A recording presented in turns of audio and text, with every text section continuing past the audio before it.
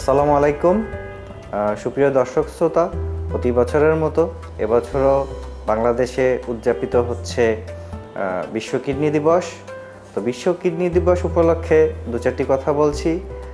আমাদের জনসাধারণকে সচেতন করার উদ্দেশ্যে কিডনি ভালো রাখার জন্য যাদের ডায়াবেটিস আছে নিয়ন্ত্রণে রাখুন, উচ্চ রক্তচাপ রয়েছে নিয়ন্ত্রণে রাখুন এবং মাঝে মাঝে পরীক্ষা করান, বিশেষত সেরাম ক্রিয়েটিনিন এবং ইউরিন আরি, এবং পারতপক্ষে যদি সম্ভব হয় ইউরিনে প্রোটিন যাচ্ছে কিনা দেখুন।